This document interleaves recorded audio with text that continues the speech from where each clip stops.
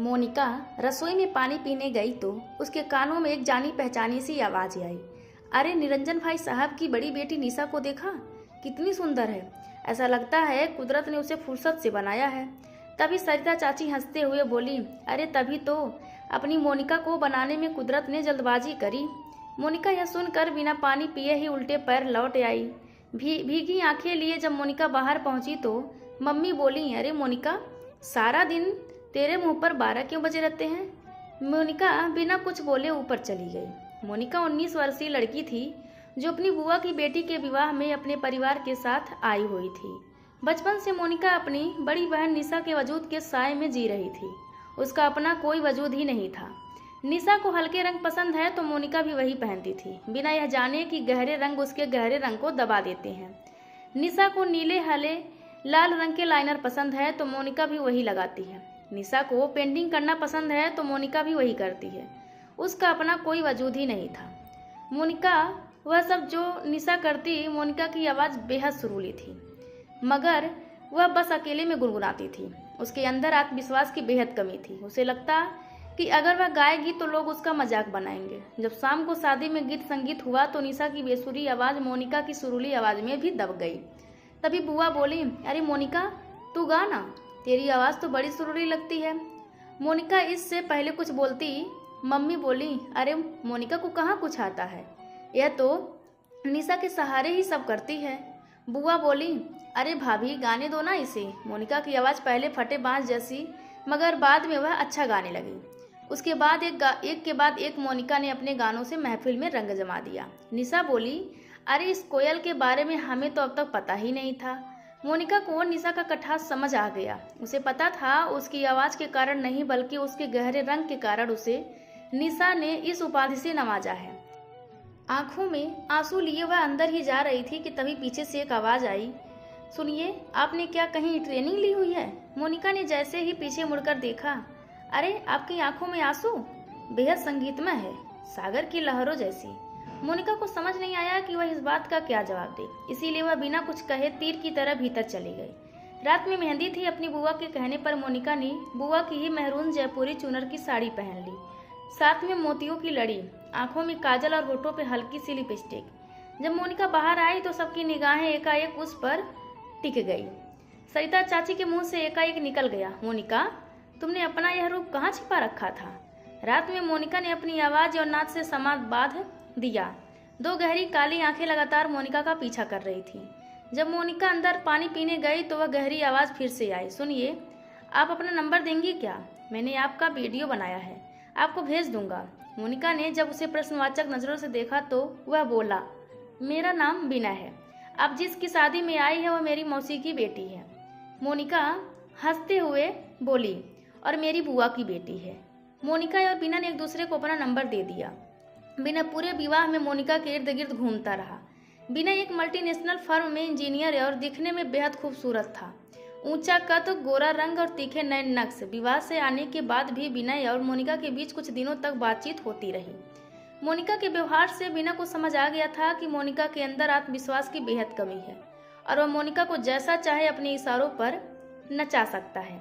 बीना का जब मन करता तो वह घंटों मोनिका से बात करता है और कभी वह पूरा दिन गायब रहता।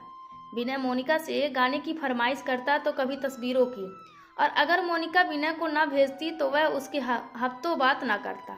धीरे धीरे बीना और मोनिका के बीच नज़दीकियाँ बढ़ने लगीं। मोनिका पूरी तरह से बीना पर निर्भर हो गई थी, मगर बीना अब मोनिका से बोर हो गया था। बीना की बहुत कोशिशों के बावजूद भी मोनिका आलिंगन या चुंबन से आगे नहीं बढ़ रही थी, इसीलिए उसने उससे थोड़ी दूरी बना ली। मगर मोनिका को बीना का व्यवहार समझ नहीं आ रहा था। जब भी मोनिका बीना को मैसेज करती, उसका एक ही जवाब आता, बिजी विल रिप्लाई। मोनिका को ऐसा लगने लगा कि वह कैसे बीना के बिना रह पाएगी। बीना ही तो था जो उसे वैलिडेशन देता, जिसके कारण मोनिका को लगता कि वह भी कुछ है। 1 महीने से ऊपर हो गया था, बीना का ना कोई मैसेज आया और ना ही कोई फ़ोन। आखिरकार थक हार कर मोनिका ने बीना को फ़ोन लगाया तो 2-3 दिन जाने के बाद बीना ने कॉल रिसीव कर लिया। मोनिका ने उतावले होते हुए कहा, कहाँ गायब थे तुम इतने दिनों में। बीना ने रुखाई से कहा, क्या हुआ मोनिका, मैं क्या तुम्हारा बॉयफ्रेंड हूँ, मैंने क्या तुमसे कोई वादा किया था। मोनिका एकाएक सक पका गई। बीना, अगर तुम्हें बुरा लगा हो तो आई एम सॉरी। बिना बोला, मोनिका, हम मिले और कुछ टाइम साथ गुजारा, कुछ दिन बातें भी कर ली, मगर अब तो हमारे बीच में कुछ भी नया नहीं है डिस्कस करने के लिए। हमारे बीच में कोई रिश्ता नहीं था, बस टाइम पास था। उसे समझ नहीं आ रहा था कि वह कैसे बीना को खुश करे। अगले दिन मोनिका ने हिम्मत करते हुए अपनी टॉपलेस तस्वीर बीना को भेज दी। बीना का थम्स अप आ गया और हार्ट इमोजी। मोनिका एकाएक खुशी से उछल पड़ी। उसे लगा बीना की भी उससे कुछ उम्मीदें हैं और अगर उसे इससे खुशी मिलती है तो उसे ऐसा करना चाहिए। बीना को अच्छे से पता था कि वह मोनिका की कमजोरी है, इसीलिए बीना अपने हिसाब से जैसा चाहे वैसा व्यवहार मोनिका के साथ करता और यह बात बड़े फक्र से वह अपने दोस्तों को बताता। जब मर्जी बीना कॉल करता, जब मर्जी बात बंद कर देता। मोनिका को वह बराबर उसकी बड़ी बहन से कंपेयर करता और उसे कमतरी का एहसास दिलाता। बीना को मालूम था कि उसे मोनिका जैसी सीधी साधी लड़की नहीं मिलेगी जो उसके इशारों पर कठपुतली की तरह चलती है। इसीलिए बीना ना तो मोनिका को छोड़ पा रहा था और ना ही उसे स्वीकार कर पा रहा था। बीना का जब मन करता मोनिका को वीडियो कॉल करता और वह उसे न्यूड होने के लिए कहता। मोनिका का अंदर से तो मन नहीं करता था, मगर बीना को खोने के डर के कारण वह सब कुछ करती। मोनिका को महसूस होता था जैसे वह एक समान हो, मगर बिना मोनिका से कहता, मैं तो फिर भी तुमसे सेक्स करने के लिए नहीं कह रहा हूँ, क्योंकि तुम अपनी बड़ी बहन की तरह नाजुक और गोरी नहीं हो। तुम्हें न्यूड देखकर खुद को तुम्हारे लिए तैयार करता हूँ और करने की कोशिश करता हूँ, क्योंकि हॉटनेस तो तुम्हारे अंदर जीरो है। बिना भले ही यह तीखी बात मजाक मजाक में कहता, मगर मोनिका अंदर से टूट जाती, वह खुद में सिमट जाती। एक दिन तो हद हो गई।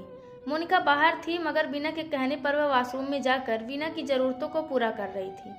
मोनिका एक भंवर जाल में फंस गई। निशा से कहती तो बात मम्मी पापा तक पहुंचने का डर था।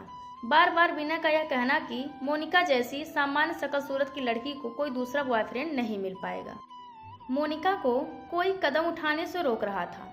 इस बात का असर मोनिका के जीवन के हर पहलू पर पड़ रहा था। बोलती तो वह पहले भी कम थी, मगर अब एकदम चुप हो गई थी। मोनिका के एग्जाम शुरू होने वाले थे, मगर उसकी तैयारी जीरो थी। उसे मालूम था अगर परिणाम अच्छा नहीं रहा तो भविष्य अंधकार में होगा। मोनिका ने निश्चय कर लिया था कि अब 1 माह तक वह विनय से दूरी बनाकर रखेगी। 1 हफ्ता हो गया था। मोनिका का ना कोई मैसेज ना कोई कॉल। मोनिका का यह व्यवहार बिना के लिए अजीब था। खुद से पहल करते हुए बिना का युगो आड़े आ रहा था। उसने रौब जमाते हुए मोनिका को मैसेज किया, मेरी जूनियर मुझसे मिलना चाह रही है, उसे मुझ पर क्रश है। तुम्हारा तो कुछ अता पता नहीं है, क्या मिल लूँ उससे?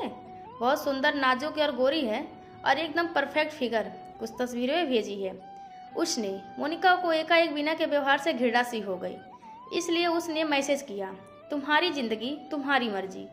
बिना को मोनिका से ऐसे व्यवहार की उम्मीद नहीं थी, इसीलिए बोला, तुम्हें कोई नहीं मिलेगा, चलो जल्दी से वीडियो कॉल पर आ जाओ, मुझे तलब हो रही है। मोनिका बोली, विनय मेरे एग्जाम करीब हैं, मैं कुछ नहीं करूँगी।